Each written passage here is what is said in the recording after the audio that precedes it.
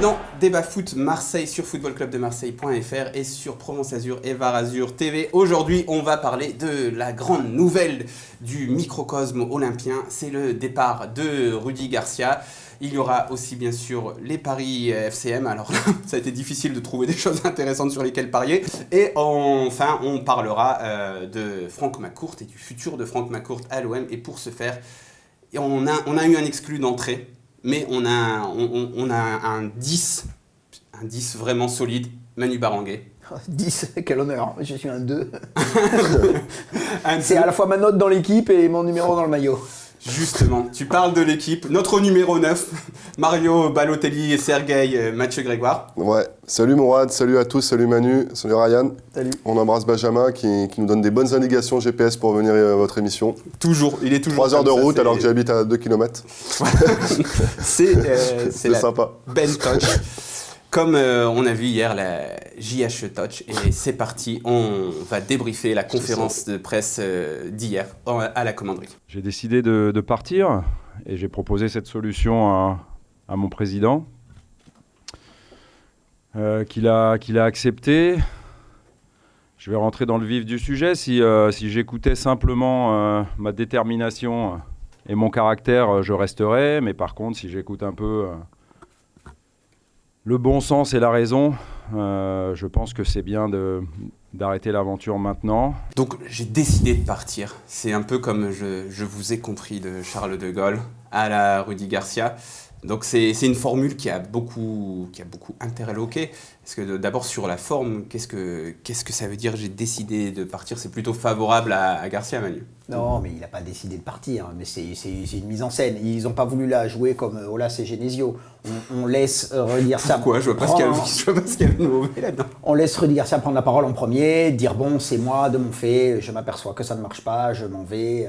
Bien entendu que c'est décidé collégialement, que la direction lui a dit bon écoute, tu peux pas rester. Ça négocie des indemnités derrière. On a été plusieurs à poser les questions, ils nous ont pas répondu du tout. Et il n'a pas démissionné. Sinon, il dit j'ai démissionné. Il a dit j'ai décidé de partir. C'est de la politesse et c'est une mise en scène diplomatique qui me choque pas. Ça va, c'est une question d'éducation, voilà. Oui, voilà, mais Mathieu, on a vu d'autres présidents parce qu'on sait qu'il y a une certaine colère contre Rudy Garcia. Là, cette mise en scène, elle lui est quand même favorable. Il y a certains présidents qui auraient pu prendre parti de ça et puis faire un communiqué et dire voilà, Rudy Garcia a été démis de ses fonctions et de tirer la couverture à eux. Là, le club permet à Rudy Garcia de partir élégamment. Ouais, c'est ça. Je pense qu'en fait, ils ont une relation très forte, Rudy Garcia et Jacques-Henri Hérault, depuis 2 ans et demi. Ils se sont mis d'accord. Il faut savoir que les négociations pour son départ, c'est eux deux qui les ont gérées. À la fin, il y a même pas, le staff n'était même pas mis dans la confidence. Et à la fin, il y a peut-être quelques avocats qui sont rentrés en jeu pour les petits détails, quoi. Mais globalement, c'est eux deux qui ont décidé d'un commun accord au début du mois d'avril de dire bon, va falloir trouver une porte de sortie. On voit qu'on ne sera pas en Champions et qu'en plus tu es détesté par le public. Donc trouvons une porte de sortie à deux. Et je pense que Jacques-Henri Hérault, qui a joué quand même sa carte en laissant les critiques sur Garcia occuper le terrain ces dernières semaines, et lui un peu en retrait pour essayer de dire voilà, mangez-le lui plutôt. Voilà, fusiller Garcia plutôt que moi. Je pense qu'en tout cas sur ça, il a voulu lui mettre une dernière petite politesse, comme tu dis, une dernière courtoisie, de l'annoncer comme ça, et Garcia l'a fait comme ça. Après, c'est vrai que Garcia, c'est étonnant parce que c'est quelqu'un de très attentif à son image, et là, on peut aussi quand même le prendre comme un truc un peu stalinien, tu sais, les procès en 37. Ouais, tu dis ce qu'on a écrit, quoi. J'ai décidé que Staline est super. Le projet, c'est génial. Et c'est bon pour lui aussi, quoi. C'est mieux que de dire voilà. Moi, je trouve que c'est mieux qu'un communiqué dans l'absolu, par exemple, de se prendre un communiqué, parce qu'on s'attendait aussi à ça. Il y avait plusieurs scénarios possibles. On en parlait avec Manu la veille. Ça pouvait être un communiqué qui tombe aussi, merci, au revoir, quoi. Donc là, c'est un peu plus respectueux, et ça donne bien la tendance aussi des deux couples, en fait, parce que vous parlez d'Olas et Genesio, et vous allez, je pense, rebondir sur ça.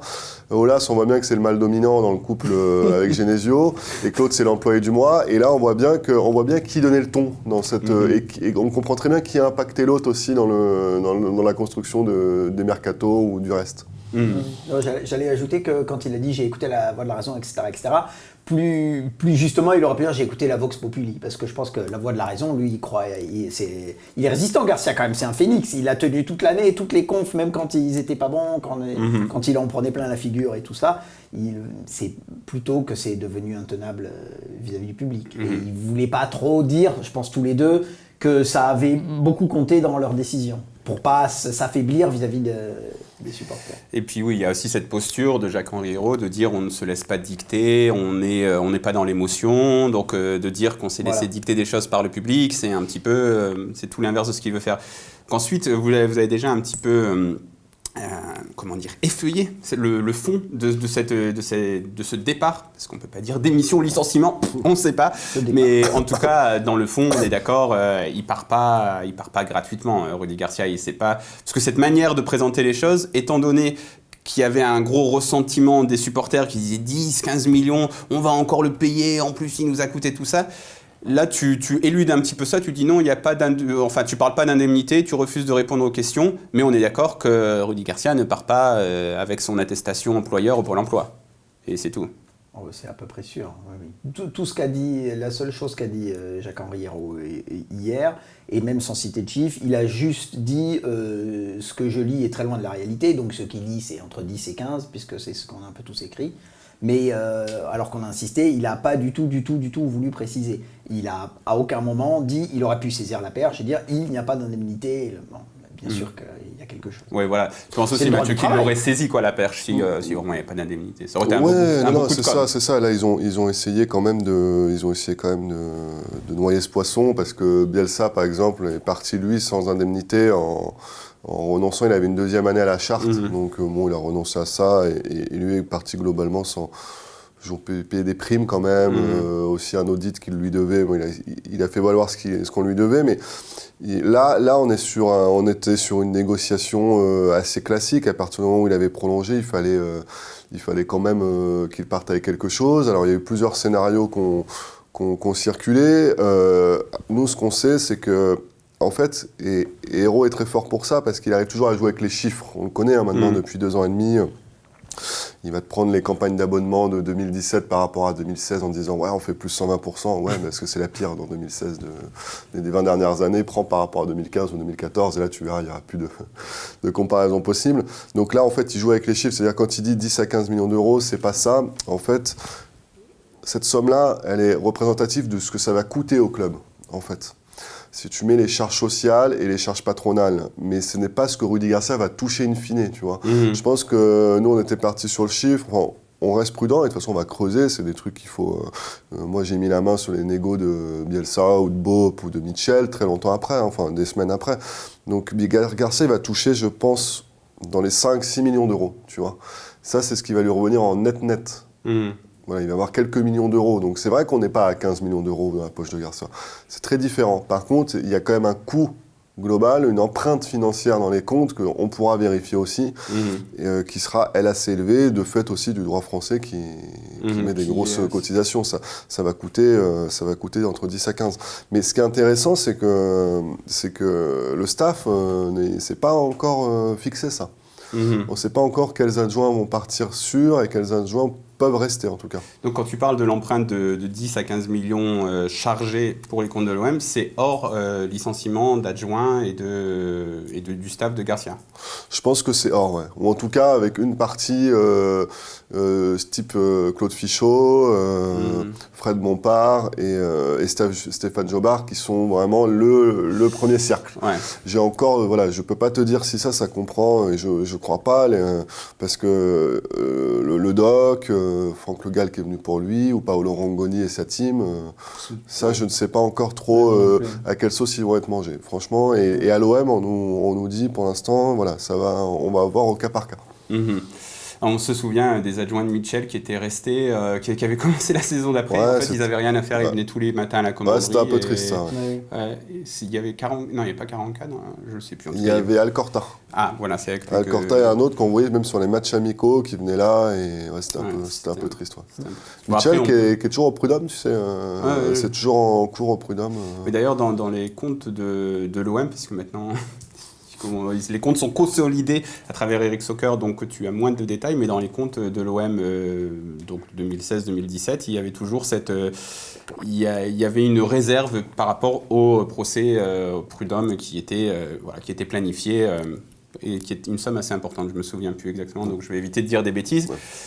Et tu parles d'une personne qui est partie sans indemnité lorsqu'elle a quitté l'OM, qui a fait une croix sur sa dernière année de contrat. Il y en a une autre, un Argentin, qui ça vous dit rien, qui était à l'OM il y a quelques années, plutôt en tant que joueur. Ah, un certain Gabriel Heinze. Voilà, et Vincent Labrune avait d'ailleurs vraiment salué ce geste. Donc ce qui nous permet d'enchaîner sur la petite déclat de Jacques-Henri Hérault.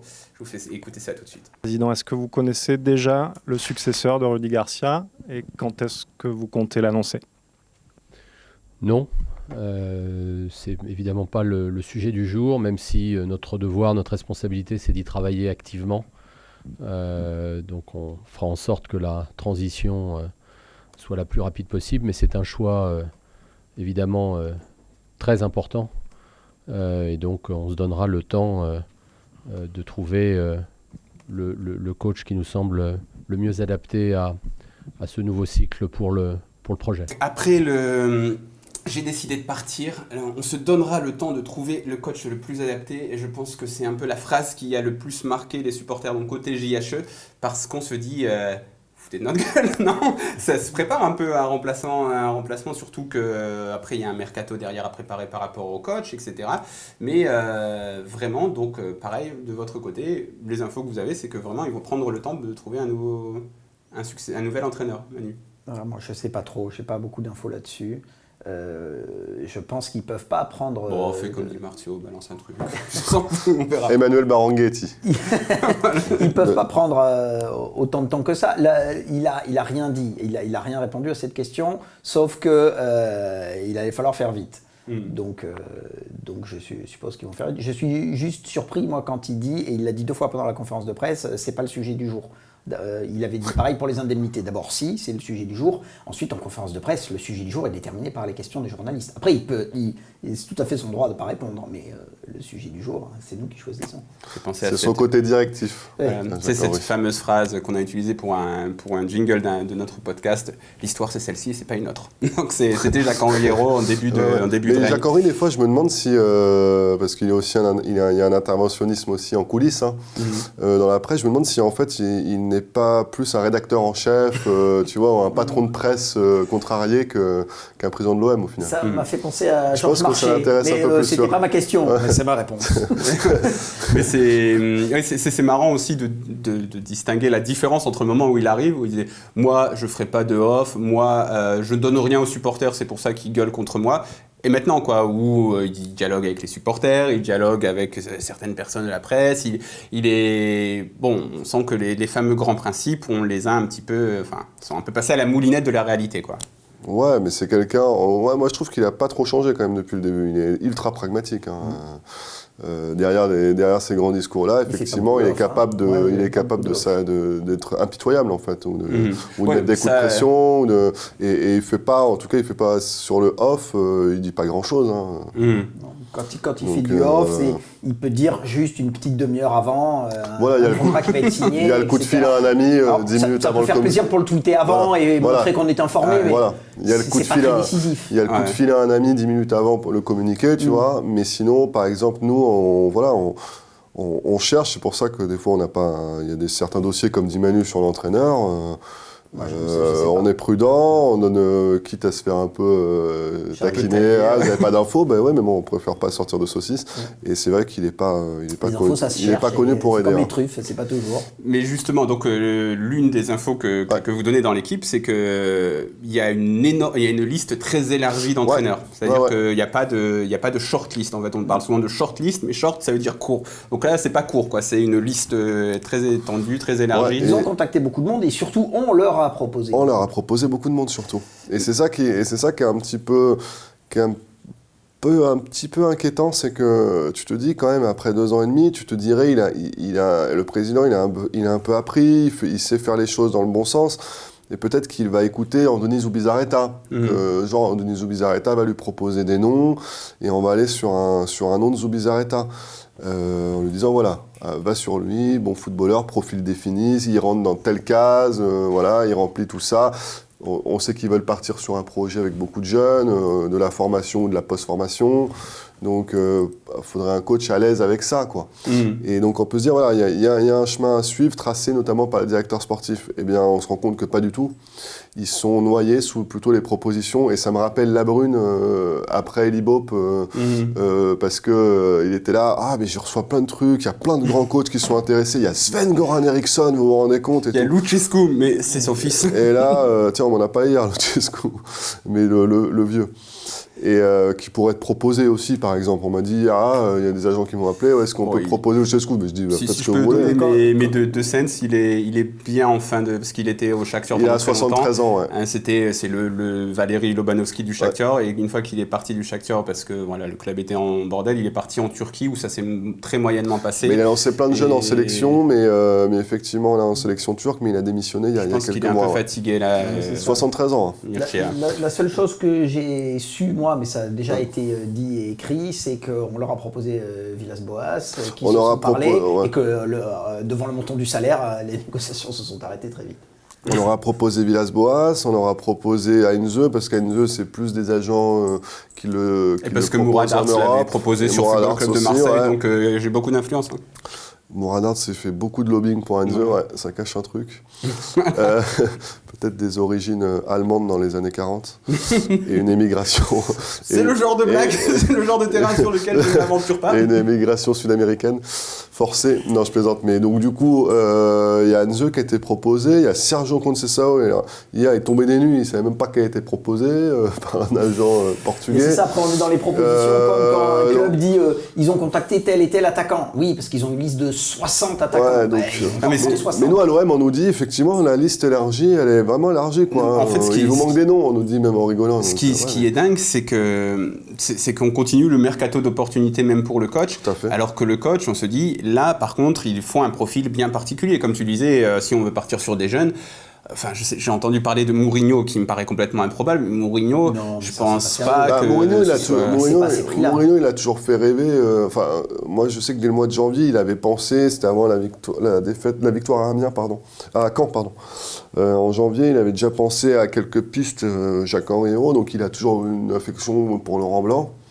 Il avait regardé Jardim à l'époque, qui était parvenu avec Monaco, et qu'il aime bien, et puis aussi Mourinho, quoi, qui lui a été soufflé, je pense, par pas mal de gens, dans le sens, ça peut être un coach qui emporte l'adhésion, en tout cas une star, quoi, à Marseille, un peu comme Balotelli en joueur, mais effectivement, ça ne colle pas du tout à leur projet, par contre. Et puis surtout financièrement, je pense que ça ne colle pas du tout à leur grille.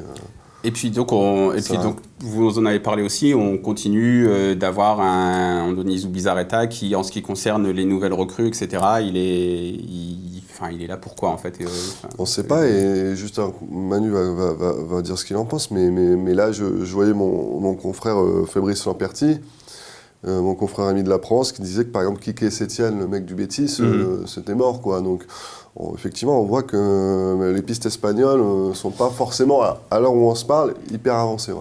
Donc il propose pas, parce que j'ai toujours eu l'impression qu'il était un peu VRP de luxe, des échos que j'ai pu en avoir, qu'il était là quand on lui disait faut aller chercher Evra, hop, il prend la Zubi mobile et puis il y va. Et puis il est convaincant. Je pense que quand Andoni Zubizarreta vient de parler de football, tu l'écoutes, mais son rôle s'arrête à ça, quoi. Mais jusqu'ici, il a laissé prendre trop de place à Rudy Garcia, c'est assez évident.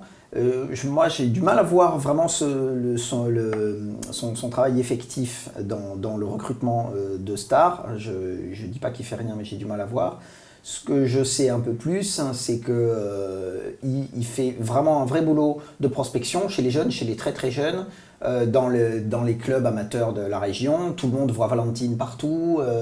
Il fait vraiment ce travail-là qui effectivement n'est pas très spectaculaire. Je pense que sur la formation, il bosse plus sérieusement. Mais ça va pas se voir tout de suite, ni même l'année prochaine, ni dans 2 ans, ni dans 3 ans. Moi, j'ai entendu, bon après c'est des oui-dire de personnes qui sont sur le terrain, on m'a dit Zoubi est vraiment top avec les parents lorsqu'il fait l'effort d'aller vers eux, il est vraiment avec le sourire, etc. On m'a dit que Valentine c'était peut-être pas la personne, enfin que c'était peut-être un peu plus dur avec les parents, mais en tout cas Zoubi on m'a dit qu'il était vraiment top avec les parents et que c'était formidable, mais on attend peut-être un peu plus. C'est ça, c'est un duo. Je pense que Valentine, effectivement, comme dit Manu, fait un travail vraiment de scouting, comme peut faire un Luis Campos à l'échelle des pros, quoi. Mais donc chez les jeunes, il va regarder, Après, on est sur un marché global, et on voit qu'il y a plein de jeunes des clubs marseillais qui partent. Il y en a un qui est parti à Nice, un autre à Paris, mais l'OM fait pareil. L'OM va aussi en chercher à Paris. Donc ils ont quand même restructuré ça. Je pense qu'ils sont plus actifs qu'il y a 2-3 ans. Ils sont mis à travailler. Et après, par contre, Zoubi, encore une fois, je pense que c'est plus un VRP sur les profils ballon et tout. Je le vois pas hyper actif, mais par contre, voilà, tout le monde me dit, moi, qu'il met de l'huile dans les rouages, donc dont acte. Et puis, ça a été dit beaucoup aussi, mais son métier n'est pas le même qu'au Barça. Au Barça, tous les meilleurs joueurs du monde veulent venir. C'est pas du tout la même chose à Marseille. C'est à toi de convaincre et tout.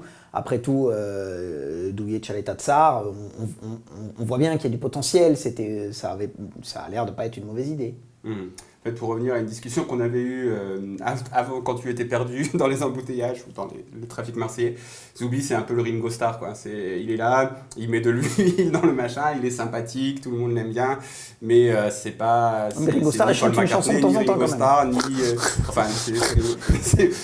C'est pas non plus George Harrison, quoi. On pourrait attendre au moins. Mais bon, on va arrêter là et on va passer au Paris FCM. I'm sending the foes, I'm ripping the crews, I'm ripping the tools and turning the tables, no I never lose, don't get it confused. Alors les paris FCM avec notre partenaire Unibet, on a eu tout faux la semaine dernière en écoutant Titi qui nous avait dit parier sur la défaite de Marseille. Titi, on te remercie pas. On remercie pas. J'espère qu'il n'y a pas trop de gens qui nous ont écoutés. Alors on commence par le pari Sécure. Attention, les guillemets, parce qu'il n'y a pas beaucoup de paris qui sont vraiment sûrs, on vous le rappelle. Alors, le pari Sécure cette semaine, c'est sur OM Montpellier, bien sûr. On a décidé de partir sur un 4 buts ou plus. Donc, la cote est à 2,07. Pourquoi ? Alors, attention, il y a des stats. Dernier match, on lâche les vannes. Déjà, il y a le contexte psychologique. Ensuite, il y a sur les 5 derniers matchs de l'Olympique de Marseille, il y a eu en moyenne 3,8 buts. C'est-à-dire pratiquement 4 buts. Donc là, en plus, on a le contexte dernier match. Montpellier, c'est un peu moins. Il y a quand même des buts dans les matchs. C'est le contexte Michel Derzakarian. Voilà, mais il y a quand même beaucoup de buts cette saison. Sur les 5 derniers matchs, c'est 2,8 buts. Ouais. Il y a quand même eu des 1-0, des 1-1, des contextes Derzakarian, quoi. Mais on peut se dire que sur le dernier match, je pense que Derzakarian, il va pas vouloir perdre ce match. Donc il va vouloir attaquer. Je pense que l'OM va vouloir attaquer aussi pour la dernière de Garcia, etc. Donc voilà, ça nous a paru être cohérent. Effectivement, on peut aller sur un... Moi, je te suis en allant sur un 2-2, par exemple. Voilà, le 2-2. Parce que Montpellier est aussi le champion de France des matchs nuls, si je te dis pas de bêtises. Ouais. C'est une équipe qui perd très peu et qui fait beaucoup de nuls. Qui voudra défendre sa 5e place. Qui voudra défendre sa 5e place, donc un nul l'arrangerait. Il y a beaucoup d'absents à l'OM.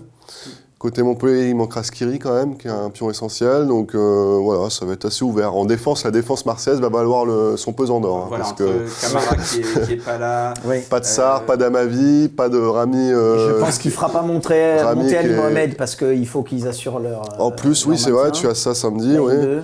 Oui, c'est vrai, j'ai même pas vu. Moi, je parierais par Ocampos. On pourrait avoir Ocampos ou Obochan en latéral. Bouquet final de Rudy Garcia, Luis Gustavo en charnière et Ocampos arrière gauche. Ben non, parce que Gustavo, tu mets en charnière Gustavo, ça serait mythique pour sa dernière.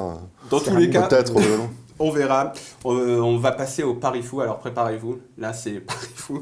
Marseille gagne par 3 buts d'écart. Donc la cote est à 5,25. Donc pareil, on s'est dit, contexte dernier match, Rudy Garcia, les joueurs vont dire voilà. Non, j'y crois pas ça. En parce zone que... mix, ils vont dire oui, mais on voulait, machin, truc. J'y crois pas, parce que Derzakarian, il ne laisse pas rentrer vivant à Montpellier. Et on va terminer avec le combiné, donc le seul enjeu de cette dernière journée, c'est le maintien. Et le maintien, alors là, on a des matchs splendides. On a notamment un Amiens-Guingamp. Donc nous, on a décidé de partir sur la victoire d'Amiens, parce que Guingamp est déjà relégué. Amiens, plutôt bonne équipe. À 1,47. Caen-Bordeaux. Donc là, j'ai hésité quand même parce que je vois bien quand se prendre les pieds dans le tapis face à un adversaire qui a rien gagné. C'est typique de ce genre de truc. Mais je pense que Roland, il va nous trouver des stratagèmes en disant, et j'ai vu sa dernière conf de presse mythique, il dit on était en 2e division, maintenant si on gagne les matchs, on est en 1re division. C'est du Roland Courbis, donc on part quand même sur Caen. Et enfin, Nice-Monaco, qui va être un gros match. Et là, on a parié sur le nul, 3,45. Ah, moi, je parie Nice pour que Monaco se fasse peur jusqu'au bout. Donc, logiquement... Ouais, mais il faut t'as vu les écarts de différence de but. Oui, il faudrait deux matchs à 3 ou 4 buts voilà, d'écart. exactement. Entre Caen, Bordeaux et On peut avoir un petit suspense sur Caen et Dijon, peut-être. Nice a déjà passé 2 fois 4-0 à Monaco, récemment. C'est vrai, les 2 dernières réceptions. Vrai, avec Lucien Favre. Et Dijon, ils jouent... Oui, c'est ça. C'est vrai que c'était l'époque où ils avaient des attaquants. Parce que si Dijon gagne et que Caen fait match nul, je crois qu'on est sur... pareil, on est sur le même nombre de points. Voilà, mais Caen a une meilleure différence de but. Ouais. Donc logiquement, si... ça devrait pas trop changer, je pense, le tableau. Voilà, moi je pense aussi, parce que Dijon, je sais plus quel est l'adversaire, mais c'est quelqu'un... Voilà, Dijon-Toulouse. Donc on a vu que Toulouse... Bon, 3 points pour Dijon. Voilà, donc logiquement, je pense qu'on voilà. Mais c'est vrai que Caen ne doit absolument pas perdre ses mains, parce que Dijon-Toulouse, je pense que Dijon peut faire très mal à Toulouse. Petite parenthèse statistique, est-ce qu'Antoine Comboiré est le premier entraîneur à descendre 2 fois la même saison? Ce serait une bonne question, mais je suis sûr qu'il retrouvera un poste en Ligue 1 l'an prochain. On va s'arrêter là, et moi je ne fais pas la mauvaise blague de Ben pour terminer cette séquence. On passe tout de suite au gros débat.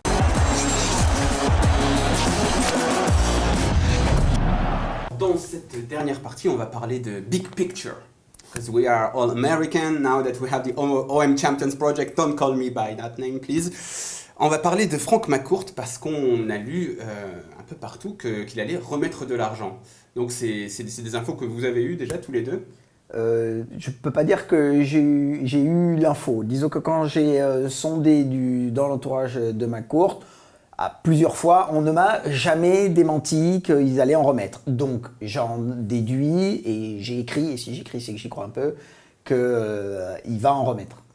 Et toi, Mathieu ? Mais ce n'est pas une information, c'est une déduction. Oui, c'est une déduction, mais c'est important de préciser. Comment l'info est fabriquée ? Écoute, à partir du moment où il ne se positionne pas sur beaucoup de sujets, effectivement, c'est ces communicants qui font transpirer des choses. Des communicants qui sont pas forcément des conseillers footballistiques ou des conseillers clubs. C'est des communicants qui gèrent aujourd'hui François Fillon, demain ils ont une AG du 440 d'une entreprise, donc ils gèrent plein de trucs à la fois. Là c'est la période des AG là, dans tous les gros groupes, donc ils gèrent toutes les entreprises du 440.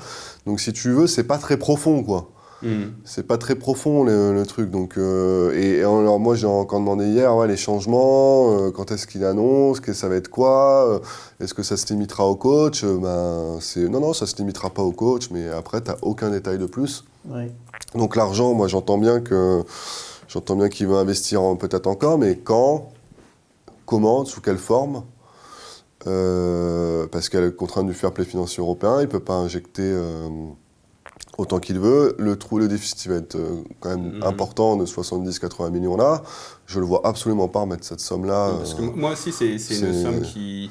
Enfin, ça m'interroge un peu parce que... C'est impossible, donc voilà, je sais pas trop. Il peut faire aussi des promesses de vente, quoi. Devant la DNCG, ils peuvent dire ils vont vendre tel joueur, et puis... un peu comme avait fait Lille, tu vois. Parce qu'il y a la surface financière de Franck McCourt. Alors, il y a quelques années, elle était estimée à 2 milliards de dollars.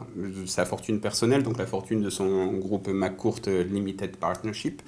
Et donc, il a déjà investi au minimum 250 millions d'euros. Il y a encore eu des mouvements financiers cette année dont je peine à vraiment comprendre si c'est du lard ou du cochon, donc je ne vais pas m'avancer là-dessus, mais les 250 millions, j'en suis certain.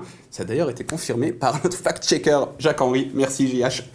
Et donc en conférence de presse, elle avait dit, voilà, la présentation de Balotelli. Voilà, donc les 250 millions, c'est avéré, il y a les documents, voilà, tout ça c'est avéré, et après on est potentiellement à un montant proche des 300 millions là, mis par Franck McCourt, donc c'est énorme sur la fortune personnelle d'une personne. Je compte la vente dans les 250. Ouais. Voilà, la vente et l'effacement de dette.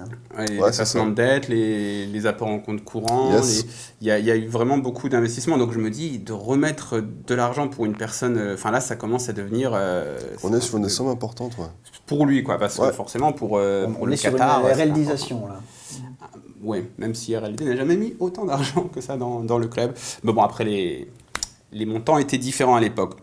Donc après, moi je me demande aussi quel est le but de cet investissement massif à Marseille, parce que on a un peu du mal à voir ça comme simplement le club de foot, parce que McCourt, c'est aussi un businessman. Alors forcément, ça ne veut pas dire qu'il n'en a rien à faire du foot, mais il y a ses projets immobiliers.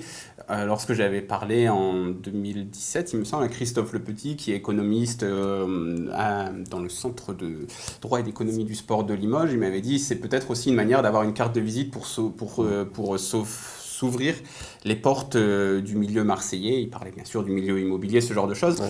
Ça commence à faire un peu cher, non, même cette hypothèse-là, de se dire qu'il met tout cet argent dans l'OM pour s'ouvrir les portes du milieu immobilier marseillais, ça fait cher, non ?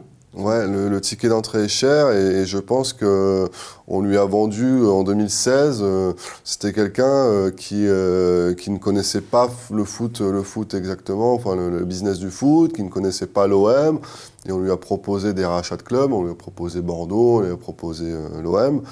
Au final, il a été sur l'OM, après avoir vu des super matchs au Vélodrome de l'équipe de France. Voilà, le problème. Il n'avait jamais vu un match de l'OM, donc il aurait peut-être dû venir voir la fin de l'ère Labrune, il aurait peut-être aussi mieux maîtrisé le contexte et mieux anticipé certaines choses. OM Bordeaux très sympa. Et notamment cet OM Bordeaux d'avril 2016. Mais en fait, McCourt, voilà, je pense qu'on lui a vendu quand même un truc qui est assez viable, un peu comme une franchise NBA, tu vois, avec des rentrées d'argent assurées. On a lui vendre la compétitivité du foot français, parce que Kyo, on sait, le président de l'AFP, le directeur général de l'AFP a eu un rôle important, lui disant « Ouais, mais tu vas rentrer dans tes frais, il va y avoir les droits télé, l'augmentation des droits télé, les droits étrangers, internationaux aussi, de la Ligue 1. » Donc tu vois, on lui a vendu, je pense, un business assez fiable. Or, on voit que le foot, c'est la course à l'armement. Et puis c'est vrai qu'on se dit que Jacques-Henri Hérault était dans la vente de ce projet, c'est quelqu'un de très pragmatique. Je pense que s'il vient et qu'il t'écoute... Ouais, mais je trouve qu'ils ont été dépassés par plein de choses. Ils ont été dépassés par la course à l'armement du foot français. La course à l'armement, c'est quand ils voient Mbappé, ils arrivent, ouais, on va concurrencer Paris. Paris, l'été d'après, ils sortent Neymar, Mbappé. Il en avait parlé au Mercato. Je sais qu'ils hallucinaient. Ouais, et puis même lui, à son échelle aussi, il était dépassé. À partir du moment où il a pris Payet pour une grosse somme et un gros salaire, sa grille salariale a explosé.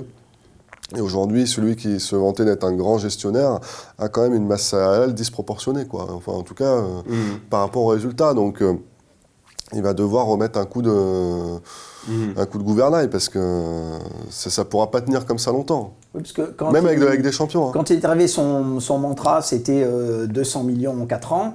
Rien qu'en 2 saisons, 200 millions en 4 ans, c'est quelque chose de ridicule. C'est même pas c'est à peu près la moitié de ce que pourrait payer le Real pour récupérer Mbappé. Donc c'est plus rien.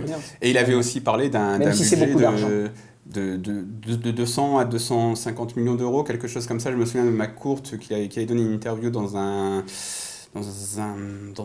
titre de presse économique, je ne me souviens plus lequel, mais qui parlait en effet je pense que c'était de l'Express, donc c'est pas tout à fait économique, mais voilà, de 200 à 250 millions, donc c'est à peu près ce que dépense l'OM actuellement, sauf qu'il faut réussir à faire rentrer de l'argent, parce que c'est bien de dépenser de l'argent, moi aussi je suis en dépense.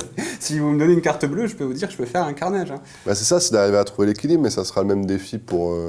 Radcliffe, s'il rachète le Britannique qui va racheter peut-être Nice et qui veut investir en tout, en rachetant le stade, le mercato, tout, l'achat du club, presque 500 millions d'euros.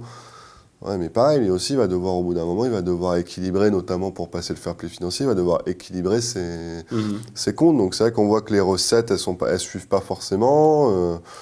Il y a des points où ça avance, comme l'équipementier, d'autres, tout ce qui est les recettes dites de match day, c'est pas faramineux. Justement, on y vient, c'est l'exploitation du stade Vélodrome, donc l'Olympique de Marseille est officiellement l'exploitant depuis le 1er janvier 2019. Et on se dit souvent, bon bah ça y est, jackpot, on va être riche. Sauf que donc il y a des charges aussi, ça va coûter aussi de l'argent. C'est comme la formation dont parlait Manu tout à l'heure. C'est moi pour l'instant, et c'est pour ça que Franck McCourt, il a aussi peut-être intérêt à rester un peu, c'est que pour l'instant c'est les coûts. C'est comme quand tu achètes ton appart et que tu le refais à neuf, quoi. Et que tu te dis, je vais le revendre plus cher dans 5-10 ans. Ouais. Mais là, effectivement, pour l'instant, c'est beaucoup d'argent. L'exploitation, c'est énormément d'argent. Parce qu'il faut sortir ce que sortait Arema, il faut sortir le loyer, qui a été augmenté aussi. Ouais. Donc, et ça rentre dans la...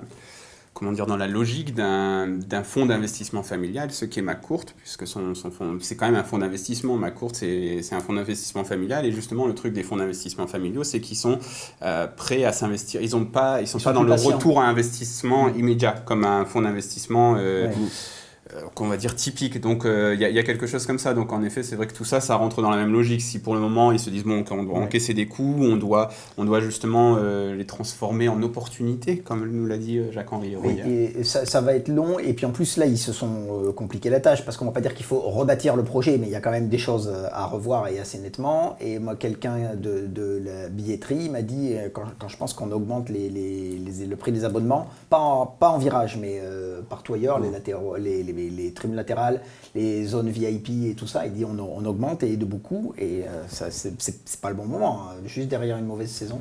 Ouais, non, mais bon, c'est à long terme, je suis d'accord avec toi. Ouais, mais après, c'est très risqué. Moi, je trouve qu'on lui a vendu un truc en lui disant, tu vas voir, on va gagner de l'argent dans le foot. Ouais. Or, moi, s'il y avait une question qui me passionne depuis toujours, et j'ai interrogé plein de présidents sur ça, j'ai même lu ce que disait Olas sur très intéressant malheureusement pour les Marseillais, mais comment gagner de l'argent dans le foot, comment gagner de l'argent dans le foot quand tu es propriétaire, c'est-à-dire que le foot, tout le monde se gave, les joueurs, les agents, les dirigeants pris à prix d'or, pas Rudy Garcia quand même parce qu'il a démissionné hier sans indemnité, mais donc si tu veux, tout le monde touche sur cette manne financière. Mais sauf les proprios, en fait. T'es pas comme en NBA où les mecs vont revendre leur club, ils l'achètent 200 millions de dollars, ils le revendent 2 milliards 20 ans après ou 10 ans après. À part peut-être dans le foot anglais, ça va peut-être se passer comme ça. Voilà, mais dans le foot, sinon, le niveau de recettes, il n'atteint jamais le niveau de dépenses quasiment. On le voit en Italie, on le voit dans pas mal de clubs. C'est pour ça que c'était quand Jacques-Henri Hérault n'arrêtait pas de dire c'est difficile de gagner de l'argent. Comme une entreprise normale, comme dans n'importe quelle entreprise, ça m'a toujours fait tiquer. Puisque c'est pas une entreprise normale, puisque des fois tu as fait tout ton boulot, toi, d'entrepreneur, tu as tout très très très très bien fait. Tu perds à la dernière minute sur un but du genou hors jeu. Ben oui, mais c'est difficile, on voit des clubs comme Arsenal qui à un moment ont décidé pour leur stade, même des grands clubs comme ça, de ne plus faire d'achat de joueurs, quitte à s'aliéner un peu leur public. On a vu des Manchester United, une contestation incroyable depuis des années contre la famille Glazer, parce que eux ils ont dit ouais, on va justement, ils ont dit eux c'est les propriétaires qui veulent se gaver, tu vois. Mais on l'a vu aussi ce que ça a pu avoir comme répercussion à certains moments sur les choix sportifs et de mercato, tu vois. Eux c'est des malins par contre, tu vois. McCourt pourrait faire ça un jour et dire maintenant je prends. Mais d'ailleurs, toi qui étais à Rome, Manu, en poste avant Marseille, tu as connu aussi un propriétaire américain à l'AS Roma. Alors je peux vous tranquilliser, l'OM est beaucoup mieux géré que l'AS Roma. Pourtant on a pris le même coach. Ouais, mais non, vraiment gestion du club et tout. Le contexte est encore plus compliqué là-bas. Pallotta est encore plus lointain que... James Pallotta, qui est le propriétaire américain. Le propriétaire est encore plus lointain que McCourt. Et on lui a encore plus vendu un plan intenable. Il a longtemps cru qu'il pourrait faire son stade. Alors au début, il parlait de... Moi, quand j'y étais, il en parlait encore et j'en avais parlé avec lui. Le stade, c'était 1 milliard. Parce que c'était, grosso modo, 300 pour le stade, 300 pour la station de métro, 300 pour la sortie d'autoroute. Et je lui dis, mais c'est vous, le président, qui allez faire la station de métro, la sortie d'autoroute? Oui. À Lyon, là, il a réussi différemment. Mais oui, mais bien sûr, et c'est normal. Non, mais c'est un peu trouble ce qu'a fait Olas au niveau du tram. Si vous voulez, on peut juger que c'est plus ou moins trouble, etc., etc. Mais enfin, c'est des choses qui ont été décidées dans des assemblées démocratiques et tout. Voilà, bon, c'est pas un club de foot qui va construire une sortie d'autoroute. C'était pas tenable. Alors depuis, les copains en Italie me disent que ça a un petit peu changé. Il a réduit la voilure là-dessus, mais maintenant ils ont plein de problèmes. Alors qu'ils ont acheté le terrain, y a ça qui va pas. Il y a eu des problèmes de pot de vin avec la mairie et tout. L'OM est quand même beaucoup mieux géré que l'AS Roma. À l'AS Roma, quand il y a 0-0 à la mi-temps, on vire tout, le coach, le kiné, la personne qui s'occupe des joueurs étrangers. Mais la constante dans ce que tu nous dis, c'est que dans ce que tous les deux vous nous dites en parlant de deux projets différents, c'est que les deux propriétaires américains semblent être partis sur des projets sans savoir exactement ce qui les attendait. Disons que c'est des projets plus volatiles. Je pense que McCourt, c'est plus que Pallotta quand même. Même si je suis d'accord avec ce que disait Mathieu, on lui a doré la pilule nul. On lui a vendu un très très bon truc et c'est plus compliqué que ça. En fait, ce que je crois savoir aussi, c'est qu'il s'est retourné vers un club français parce qu'au début, il voulait acheter un des 2 clubs de foot canadiens, ou l'Impact Montréal ou Toronto. Et il a vu que le prix de départ, c'est quelque chose comme 140 ou 150 millions pour un stade où il n'y a pas grand monde, pour un business à peine en train de démarrer, alors que la marque OM, quand même, c'est dit, j'achète une marque très prestigieuse. C'était vachement mieux. Il a payé le prix fort pour la marque, en se doutant qu'il y avait beaucoup de choses à faire. Peut-être qu'il y a encore plus qu'il n'a pas mesuré qu'il y avait beaucoup plus de travaux encore que ce qu'il croyait. Et que tu tombes sur des big players, c'est comme au poker, tu vois, tu te dis, ouais, je vais rentrer avec... ça va, je suis bien, je vais attaquer un peu, je vais miser, j'ai un bon stack, mais au final, non, en face, t'as des mecs, eux, ils sont prêts à faire tapis tout le temps. 2 millions. Ils font tapis. Non, mais ils n'ont pas de main, ils font tapis. Et le problème, c'est ça, c'est qu'aujourd'hui, t'es dans un... C'est pour ça que Jacques-Henri, il veut une ligue fermée. Il rêve d'une ligue fermée, parce qu'au moins, ça limitera les risques pour lui. Ça limitera les risques. C'est le but de tous les proprios, de toute manière. Maintenant, tous les investisseurs sont dans cette idée de la limitation des risques, peu importe le sportif à la limite, mais il faut sécuriser l'investissement. Un modèle NBA où tu sais à peu près combien tu vas perdre chaque année ou combien tu vas gagner chaque année, donc tu sais à peu près, tout est calculable. Je suis peut-être trop idéaliste, mais je pense qu'il est mort-né ce truc. Ça peut pas marcher parce qu'il y a une autre culture en Europe du sport, en particulier du foot. Ça représente beaucoup plus de choses socialement, l'historique des clubs et tout. Mais peut-être que je plane, peut-être que je rêve. Je pense que ça ne peut pas marcher le principe de ligue fermée. Et tu parlais du Centre de droit et d'économie du sport de Limoges. Il y a un prof d'éco de là-bas qui m'avait dit le foot professionnel est la seule grosse activité qui n'a pas connu l'éclatement de sa bulle. Ça finira par arriver en fait. Ça c'est tout à fait, ouais. C'est parce que si on remonte à il y a une vingtaine d'années, c'est plus de l'inflation, il faut un autre mot, c'est totalement délirant. Là tu vas avoir une bulle de toute façon qui, comme tu dis, qui va, à mon avis, on va tellement loin. Là j'entendais le prix de Kalidou Koulibaly, 110 millions. Kalidou Doudou, qui est un super joueur, un mec extraordinaire, 100 millions d'euros, 110 millions je crois. Ah oui. Déjà plus cher pour Kalidou Koulibaly. Donc ça veut dire que maintenant plus personne quasiment ne peut acheter ces joueurs-là, et donc même les joueurs moyens vont être maintenant. Donc à part de faire des transferts entre 4 clubs. Et effectivement nourrir encore une fois une flopée d'intermédiaires, plus personne ne va y gagner. La nécessité aussi de faire, là on repasse sur quelque chose de plus terre à terre, mais d'où la nécessité d'avoir un entraîneur capable de faire exploser des potentiels, parce que les Koulibaly, tu peux pas les avoir quand ils sont déjà à maturité. Là, toi tu es déjà à quelques degrés en dessous, parce que tu veux faire exploser des potentiels. En fait, on est ça commence à être un système un peu en crise. Le Bayern est champion 7 fois d'affilée, la Juve 8 fois d'affilée. C'est vrai, ça commence à... Le PSG, il y a eu le miracle Monaco, il a fallu qu'ils mettent 103 points, 115 buts... Oui, et puis tous les champions tutoient les 100 points, ce qui est exceptionnel, alors que il y a plus de guerre que l'Angleterre et l'Espagne, parce qu'en Espagne au moins il y a une lutte, et en Angleterre parce qu'ils sont beaucoup, mais et là où ça a un côté bulle, et ça sera sans fin, c'est que les Anglais ils veulent cette formule, parce qu'ils ont 6 clubs qui peuvent y aller, en Ligue des Champions ils ont que 4 places, donc ils en voudraient 6, le jour où ils en auront 6, du coup il y aura 8 clubs, parce que du coup Everton et West Ham auront les moyens et tout, ça n'en finira jamais. Je n'y connais rien en économie. À un moment, ça éclatera. Repassons à l'OM et... Je rêve d'un débat quand même, Emmanuel Baranguet, Jacques-Henri Hérault, sur le foot fiction. On sent qu'ils se projettent. Non, le foot fiction, il fait pas là-dedans, Jacques-Henri. On a vaguement débattu hier. C'est vrai. Il m'a remercié de ma sollicitude. Exactement. Pour revenir à l'OM, donc récemment, j'ai eu la surprise de découvrir que Pierre Bellon avait mis 140 € dans le club. Donc Pierre Bellon, qui est le président de la Sodexo... mais avec 140 €, tu achètes 17 milliards d'actions de l'OM. Donc c'est 4400, quelque chose comme ça. Donc c'est 12 centimes l'action, donc tu peux en acheter quoi. Mais bon, tu vaux pas grand chose dans l'actionnariat de l'OM, mais tout de même... Attends, je dois avoir une action de l'OM. Non, je vais laisser la vache, je crois. Mais donc donc ça fait naître des tas d'hypothèses sans doute farfelues. Donc il y a l'hypothèse Sodexo, exploitation du vélodrome, les buvettes, qui paraît être une piste probable. Et ensuite il y a l'autre piste, c'est que si tu deviens actionnaire même très minoritaire, tu peux faire des apports en capital et ce genre de choses.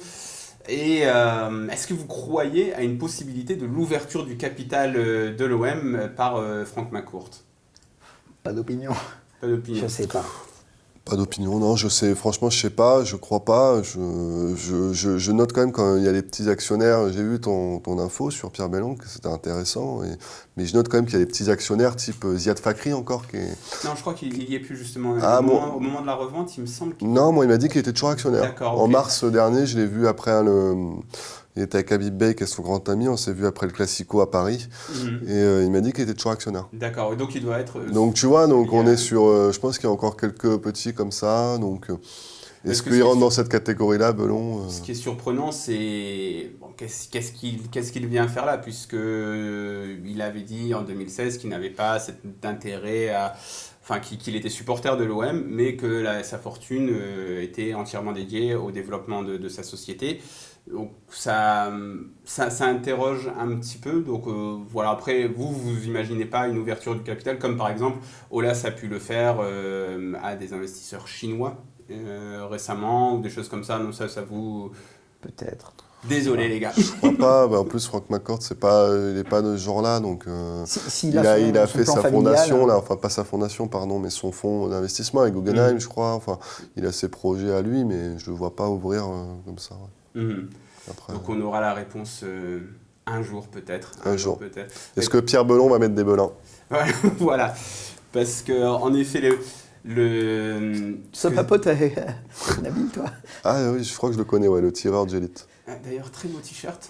Oui. Voilà. Je fais une petite dédicace à la boutique Brick City à La Plaine qui fait des beaux t-shirts et pas mal aussi de t-shirts engagés. Avec des couleurs. Avec des couleurs qui te font plaisir. Voilà, qui rappellent un certain club argentin, parce qu'on sait bien qu'à Marseille, hein, dès qu'on nous survend un argentin avec des tatouages, c'est bon quoi. On tombe dans le panneau. Hein. Voilà, Valère Germain, s'il avait des tatouages, quel joueur ça serait, on le sait tous.